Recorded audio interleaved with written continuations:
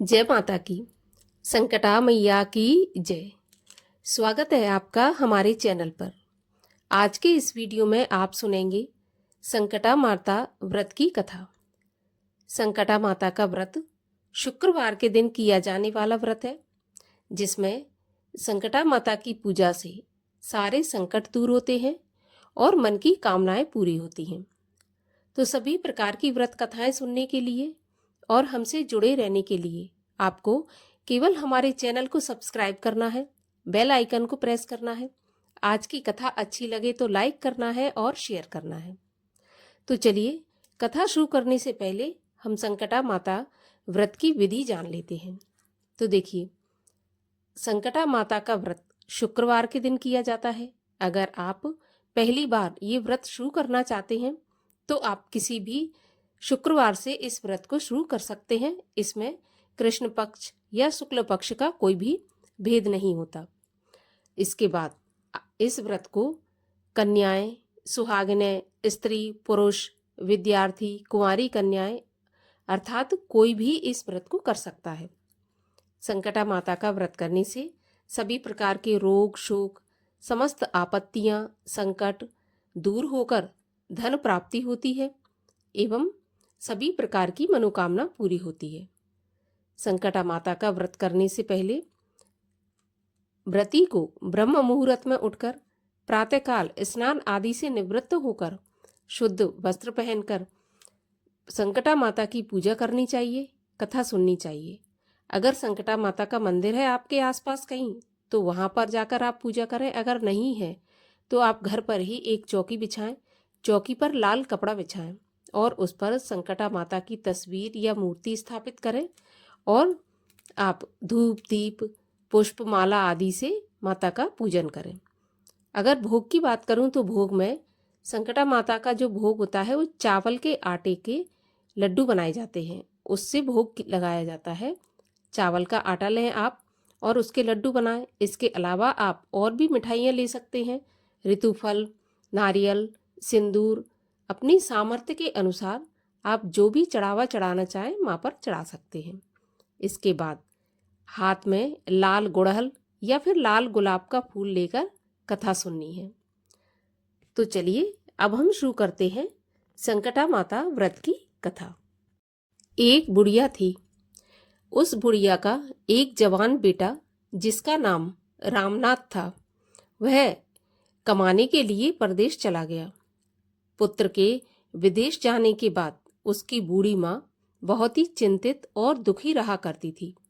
उसकी चिंता का विशेष कारण यह था कि उसकी पुत्रवधू उसे नित्य खरी खोटी बातें सुनाया करती थी। इसलिए बुढ़िया रोजाना अत्यंत चिंतित और उदास भाव से घर के बाहर स्थित एक कुएं की जगत पर ही बैठकर आंसू बहाया करती थी। बुढ़िया का यह क्रम बराबर चलता रहा। एक दिन उस कुएं में से दिए की माँ नामक एक स्त्री निकली और उसने बुढ़िया से पूछा, अरे ओ बूढ़ी माँ, तुम इस तरह से बैठकर रोजाना क्यों रोती रहती हो? तुम्हें किस बात का कष्ट है? तुम अपना दुख मुझे बताओ, मैं तुम्हारे दुख को दूर करने का पूरा प्रयास करूंगी। बुढ़िया ने उस स्त्री से ऐसे वचन सुनकर उसका कोई जवाब नहीं दिया और उसी तरह बैठकर रोती रही। दिए की माँ द्वारा बार बार एक ही प्रश्न पूछे जाने से वह बुढ़िया झुंझला गई और उस बुढ़िया ने दिए की माँ से कहा, तुम मुझसे बार बार ऐसा क्यों पूछ रही हो? क्या सचमुच ही तुम मेरा दुख जान लेने के बाद उसे दूर कर सकोगी? बुढ़िया की बात सुनकर दिए की माँ ने उसे उत्तर दिया, मैं अवश्य ही तुम्हारे कष्टों को दूर करने का प्रयास करूंगी। बुढ़िया ने दिए की माँ का ऐसा आश्वासन पाकर कहा, मेरा बेटा कमाने के विचार से परदेश चला गया है और उसकी अनुपस्थिति के कारण मेरी बहू मुझे हमेशा बुरा भला कहकर कोसती रहती है। मेरे दुख का यही एकमात्र कारण है। बुढ़िया की बात सुनकर दिए की माँ ने उससे कहा, यहाँ के वन में संकटा माता रहती हैं, तुम अपना दुख उन्हें जाकर सुनाओ। उन्हें सुनाकर कष्ट से छुटकारा पाने के लिए विनती करो। वे बहुत ही दयालु हैं उन्हें दुखियों से बहुत अधिक प्रेम है। वे निसंतानों को संतानवान, निर्धनों को धनवान, निर्बलों को बलवान और अभागों को भाग्यवान बनाती हैं। उनकी कृपा से सौभाग्यवती स्त्रियों का सौभाग्य अचल हो जाता है। कुमारी कन्याओं को अपने इच्छित वर की प्राप्ति होती है। रोगी अपने रोग से मुक्त हो जाता है। इसके अलावा और भी जो भी मनोकामना हो, उन सभी को माँ पूरा करती हैं। दिए की माँ से ऐसी विलक्षण बात सुनकर बुढ़िया संकटा जी के पास गई और उनके चरणों पर गिरकर साष्टांग दंडवत करके रोने लगी। संकटा जी ने दया होकर बुढ़िया से पूछा, बुढ़िया, तुम किस दुख के कारण बराबर रोती रहती हो? बुढ़िया ने कहा, माता, आप तो सब कुछ जानने वाली हैं, आपसे कुछ भी छुपा नहीं है। यदि मेरे दुख को दूर कर दें तो मैं अपनी करुणा गाथा आपको सुनाऊं। उसकी बात सुनकर संकटा जी ने कहा, तुम पहले मुझे अपना दुख तो बताओ। दुखियों का दुख दूर करना ही मेरा काम है। संकटा जी के ऐसे कहने पर बुढ़िया ने कहा, मेरा लड़का परदेश चला गया। उसके घर में न रहने से मेरी बहू मुझे तरह तरह की बातें सुनाया करती है। उसकी बातें सहन करने योग्य नहीं होती। इसी कष्ट के कारण मैं परेशान होकर बराबर रोया करती हूँ। बुढ़िया की इस दर्द भरी कहानी को सुनकर माता संकटा ने कहा, तुम घर जाकर मेरे लिए मनौती मांग लो कि हे संकटा माता, यदि मेरा लड़का सकुशल घर वापस आ जाएगा तो मैं आपकी पूजा करूंगी और सुहागन स्त्रियों को आमंत्रित करके उन्हें भोजन कराऊंगी। संकटा माता के कहने के अनुसार उस बुढ़िया ने घर आकर लड्डू बनाए, परंतु विचित्र बात यह थी कि जब भी बुढ़िया 7 लड्डू बनाती तो 7 की जगह 8 लड्डू बन जाते। इस बात से बुढ़िया बहुत ही असमंजस में पड़ गई कि ऐसा होने का कारण क्या है। कहीं मेरी गलती से गिनती करने में तो नहीं भूल हो रही, अथवा अपने आप 8 लड्डू बन जाने का कोई और कारण है। इसी समय बुढ़िया स्त्री के वेश में माता संकटा प्रकट हुई और बुढ़िया से कहा, क्यों बुढ़िया, आज तुम्हारे यहाँ कोई त्योहार है क्या? सुनकर बुढ़िया ने कहा, हाँ, आज मैंने संकटा माता के लिए सुहागिनों को भोजन खिलाने का आमंत्रण दिया है, किंतु जब गिनकर 7 लड्डू बनाती हूँ तो वे लड्डू अपने आप 8 बन जाते हैं। मैं इसी बात से बहुत चिंता में पड़ गई हूँ। बुढ़िया की बात पर संकटा जी ने कहा, क्या तुमने किसी बुढ़िया स्त्री को भी न्योता दिया है? बुढ़िया कहने लगी, नहीं, मैंने तो ऐसा नहीं किया, परंतु तुम कौन हो?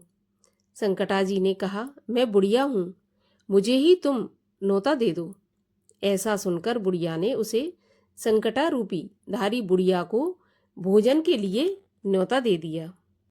इसके बाद बुढ़िया के घर पर सभी आमंत्रित सुहागनें आ पहुंची और बुढ़िया ने सबको लड्डू तथा अन्य मिठाई आदि का भोजन कराया।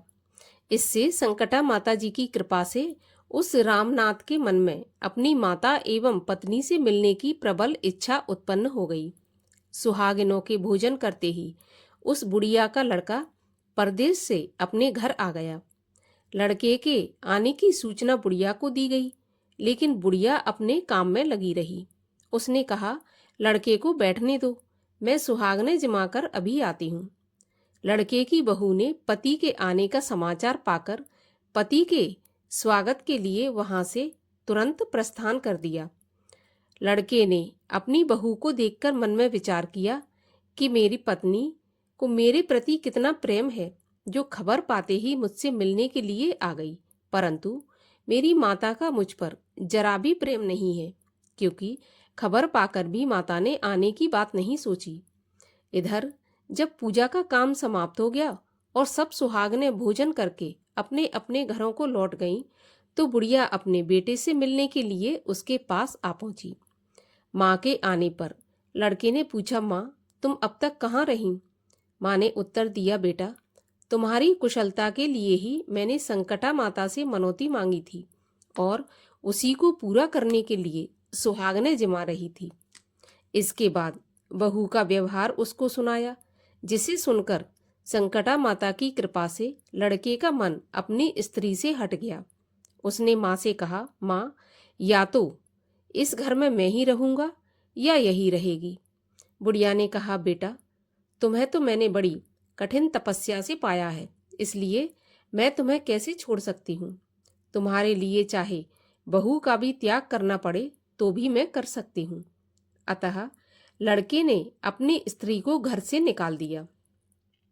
बहू घर से निकलकर बाहर आई और बहुत ही दुखी मन से एक पीपल के पेड़ पर चढ़कर बैठ गई और वहीं रोने लगी। उसी समय एक राजा उधर से जा रहा था। उसको रोते देखकर राजा ने पूछा, तुम क्यों रो रही हो? तो उसने अपनी सारी बात राजा को बताई, जिसे सुनकर राजा ने कहा, आज से तुम मेरी धर्म की बहन हो, इसलिए तुम रो मत और पेड़ के नीचे उतर आओ। मैं तुम्हारे सभी कष्टों को दूर करने का पूरा प्रयत्न करूंगा। राजा के मुख से ऐसी बात सुनकर वह स्त्री पेड़ के नीचे उतर आई और राजा के साथ साथ उसके महल में चली गई। घर जाकर राजा ने अपनी रानी से सारा वृत्तांत कह सुनाया और रानी को संबोधित करते हुए कहा, देखो, यह आज से मेरी बहन है, इसको किसी प्रकार का कष्ट नहीं होना चाहिए। राजा के यहाँ पहुंचकर फिर उस रामनाथ की स्त्री ने संकटा माता के निमित्त सुहागिनों को बुलाकर भोजन कराया। लड्डू बांधकर रानी को भी न्योता दिया। जब सभी सुहागनें लड्डू खाने लगी तो रानी ने कहा, मुझे तो रबड़ी, मलाई और सुंदर सुंदर मिठाई भी हजम नहीं होते, तो फिर ये पत्थर जैसे कठोर लड्डू कहाँ से हजम होंगे। ऐसी अवहेलना पूर्वक बातें कहकर रानी ने लड्डू खाने से इनकार कर दिया। संकटा माता की कृपा से सुहागनों के खाते ही खाते उस स्त्री का पति अपने घर से उसको लेने के लिए आ गया। यहाँ आकर अपनी पत्नी को माता संकटा की पूजा करते हुए उसने देखा। संकटा माता को हाथ जोड़कर उसने अपनी पत्नी से कहा, प्रिय, मेरे अपराध को क्षमा करो। पत्नी ने कहा, पतिदेव, यह सब किस्मत की बात होती है, इसमें किसी का कोई दोष नहीं होता। आप मेरे ईश्वर रूप हैं, मेरे ही अपराधों को आप क्षमा करें। ऐसा कहकर उन दोनों ने मिलकर माता की पूजा की। पूजा की समाप्ति होने पर वे दोनों स्त्री पुरुष प्रसाद खाकर अपने घर जाने के लिए तैयार हुए। जाते समय बहू ने उस रानी से कहा, मुझको जब दुख पड़ा तो मैं अपने धर्म भाई के साथ तुम्हारे घर चली आई, और यदि तुमको भी किसी तरह का कष्ट पड़े तो तुम मेरे यहाँ निसंकोच आ जाना। ऐसा कहकर बहू अपने पति के साथ राजा के घर से विदा हो गई। संकटा माता का निरादर करने के कारण रानी पर संकटा माता का कोप हो गया और बहू के जाने के बाद ही उसका सारा राज्य तहस नहस हो गया। ऐसी विपत्ति में पड़कर रानी ने राजा से कहा, ना मालूम यह तुम्हारी धर्म की बहन कैसी थी कि उसके यहाँ से जाते ही यहाँ का सब कुछ नष्ट भ्रष्ट हो गया। राजा ने रानी से कहा, वह जाते समय कह गई थी कि मेरे ऊपर कष्ट पड़ने से मैं तुम्हारे यहाँ आई, और तुम्हारे ऊपर भी जब कोई कष्ट पड़े तो तुम मेरे घर चली आना। इसमें जरा भी संकोच नहीं करना, इसलिए अब हम लोगों को उसके यहाँ ही चलना चाहिए। ऐसा निश्चय करके राजा रानी दोनों ही अपनी धर्म बहन के घर गए। वहां जाकर रानी ने कहा, बहन, तुमने हमारे यहाँ ऐसा क्या कर दिया कि तुम्हारे जाते ही हमारी सारी संपत्ति नष्ट हो गई और हम लोग बहुत ही परेशानी में पड़े हुए हैं। रानी की ऐसी बात सुनकर उसने कहा, बहन, मैं तो कुछ नहीं जानती, मेरी कर्ता धर्ता तो सब कुछ संकटा माता ही है, उनके अलावा और कोई दूसरा नहीं है। इसलिए मेरी राय से तुम भी संकटा माता से अपनी भूलों के लिए क्षमा याचना करो। उन्हीं की मान मनौती से तुम्हारा सारा काम बन जाएगा और तुम्हारा बिगड़ा हुआ भी सुधर जाएगा। उसके कथन के अनुसार रानी ने श्रद्धा भक्ति से संकटा जी का व्रत किया और सुहागिनों को जिमाया तथा अनजाने में हुए अपनी भूल के लिए संकटा माता से बार बार क्षमा मांगी। रानी के ऐसा करते ही संकटा माता प्रसन्न हो गई। रात में रानी को स्वप्न दिया कि तुम दोनों कल सुबह अपने घर को चले जाओ, वहां जाकर मेरी पूजा और व्रत करना तथा मेरे निमित्त सुहागनों को जिमाना। ऐसा करने से तुम्हारा गया हुआ राजपाट तुम्हें फिर से वापस मिल जाएगा। सुबह होते ही राजा रानी अपने घर को चले आए। घर आकर स्वप्न के अनुसार सब काम किए। ऐसा करने से उनका बिगड़ा हुआ दिन सुधर गया और सारा राजपाट वापस मिल गया। वे लोग पहले की तरह ही राज्य का सुख भोगने लगे। संकटा माता के इन भक्तों की कथा को जो सुनेगा या सुनाएगा और नित्य प्रति जो उनकी पूजा पाठ तथा व्रत आदि करेगा, उसे किसी प्रकार का कष्ट नहीं होगा। उसकी सारी इच्छाएं निश्चित रूप से पूरी होंगी, इसमें किसी प्रकार का कोई संदेह नहीं है। बोलिए संकटा माता की जय।